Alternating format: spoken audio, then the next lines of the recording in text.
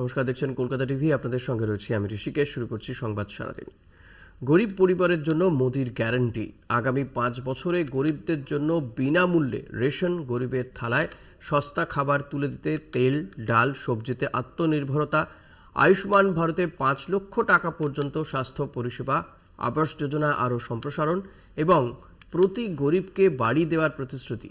প্রতি গ্রামে সব ঘরে পানীয় জল, জল অপচয় বন্ধে প্রযুক্তির ব্যবহার, বস্তির উন্নয়নে কম রোজগারের মানুষদের জন্য নয়া নীতি, উজ্জ্বলা যোজনার সম্প্রসারণ, নিখরচায় গরিবদের বিদ্যুৎ দিতে পিএম সূর্যঘর বিনামূল্যে বিদ্যুৎ প্রকল্প।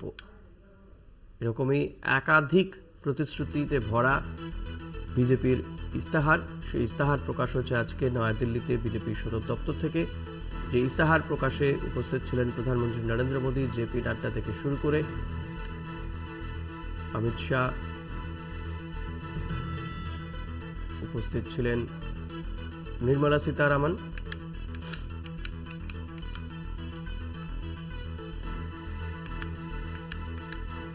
আগামী 5 বছরে গরিবদের জন্য বিনামূল্যে রেশন, গরিবের থালায় সস্তায় খাবার তুলে দিতে তেল, ডাল, সবজিতে আত্মনির্ভরতা, আয়ুষ্মান ভারতে 5 লক্ষ টাকা পর্যন্ত স্বাস্থ্য পরিষেবা, আবাস যোজনা আরও সম্প্রসারণ এবং প্রতি গরিবকে বাড়ি দেওয়ার প্রতিশ্রুতি।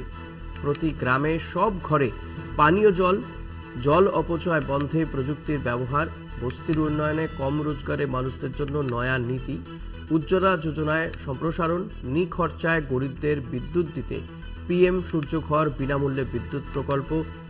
এমনই একাধিক প্রতিশ্রুতি দিয়েছেন প্রধানমন্ত্রী নরেন্দ্র মোদী।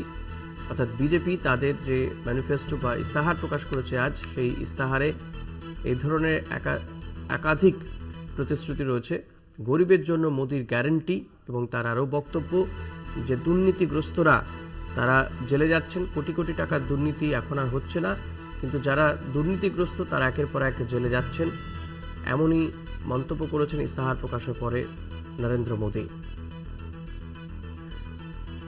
এই মুহূর্তে আমাদের সঙ্গে টেলিফোনে রয়েছেন তৃণমূল মুখপাত্র কৃষ্ণ মিত্র। আপনাকে স্বাগত জানাবো।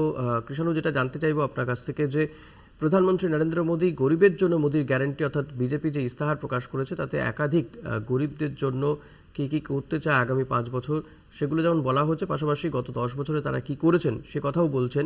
এই সঙ্গে জুড়ে দিচ্ছেন দুর্নীতিগ্রস্তরা একের পর এক জেলে যাচ্ছেন। প্রধানমন্ত্রীর বক্তব্য কিভাবে দেখছেন আপনি? না, প্রধানমন্ত্রী আগে ঠিক করুন 2014-তে যা বলেছিলেন সেটা ঠিক ছিল নাকি 2019-এ যেটা বলেছিলেন সেটা ঠিক ছিল নাকি আজ যেটা বলছেন। প্রধানমন্ত্রী তো 2014-তে 60 মাস সময় চেয়েছিলেন। ভারতবর্ষের মানুষ তো ওনাকে 120 মাস মানে যা উনি চেয়েছিলেন তার দুগুণ সময় দিয়েছে। তো উনি কি করেছেন তার খতিয়ান দিন না। আর চোরেরা জেলে যাচ্ছেন। উনি 28শে জুন এই মহারাষ্ট্রের মাটিতে দাঁড়িয়ে অভিযোগ করেছিলেন 70,000 কোটি টাকার দুর্নীতিগ্রস্ত হচ্ছে অজিত পাওয়ার। ঠিক তার 4 দিন পর 2রা জুলাই সেই অজিত পাওয়ারকে নিজেদের জোট শরিক করেছেন, নিজের সরকারের অর্থমন্ত্রী এবং উপমুখ্যমন্ত্রী করেছেন।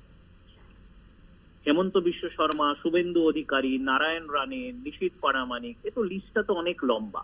এবং সর্বশেষ আমরা জানি অশোক চৌহান, যে প্রাক্তন মুখ্যমন্ত্রী, যার বিরুদ্ধে কার্গিল যুদ্ধ যারা শহীদ তাদের পরিবারকে গৃহহীন করে তাদের বিরুদ্ধে ষড়যন্ত্র করে সেখানে একটা বড় স্ক্যামের অভিযোগ বিজেপি তুলেছিল। তো আজকে এই অভিযোগগুলোর কি হলো? এই অভিযোগ, দুর্নীতির অভিযোগ প্রধানমন্ত্রীর মুখে শুনে তারা প্রধানমন্ত্রীর জোট সঙ্গী হয়ে গেলেন। প্রধানমন্ত্রী কি ব্যবস্থা নিলেন এবং গত 10 বছরে উনি কি করেছে? মানুষ এখনো গরিব কেন, এর জবাবটা দিন। 2014-তে উনি কংগ্রেসের থেকে জবাব চেয়েছিলেন মানুষ গরিব কেন, এবং 60 মাসের সময় চেয়েছিলেন যে এই গরিব মানুষদের মুখে হাসি ফোটাবো, ভারতবর্ষে আর গরিব মানুষ থাকবে। 60 মাসের জায়গায় ভারতবর্ষের মানুষ ওনাকে 120 মাস দিয়েছে। উনি তারপরেও পুনরায় গরিবদের জন্য করবেন। তার গরিবগুলো উনার 10 বছর শাসন ব্যবস্থাতে আছে কেন, সেটা তো ওনাকে জবাব দিতে হবে। এই উজ্জ্বলা, এই বিনামূল্যে রেশন, এই তো গল্প কথা আমরা শুনেছি। আমাদের রাজ্যে মাননীয় মুখ্যমন্ত্রী আজীবনের প্রতিশ্রুতি দিয়েছে, যতদিন রাজ্যে তৃণমূল কংগ্রেস সরকার আছে ততদিন প্রধানমন্ত্রীর বুকের পাটা থাকলে আমাদের সাথে কম্পিটিশনে আনতে পারতো। তো তা না করে বস্তা পচা সেসব কথা বলছেন এবং উনার দেওয়া প্রতিশ্রুতির আবার নামগন্ধ নেই।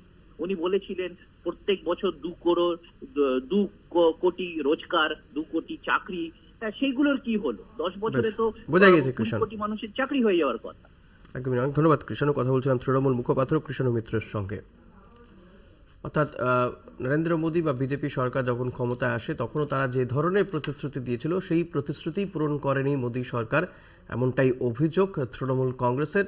ফলত আবার তাদের নতুন প্রতিশ্রুতিতে মানুষ ভুলবে না এবং এক্ষেত্রে এ রাজ্যের মুখ্যমন্ত্রীর সঙ্গে কম্পিটিশনে বসুক প্রধানমন্ত্রী নরেন্দ্র মোদী, এমনটাই তাদের মন্তব্য।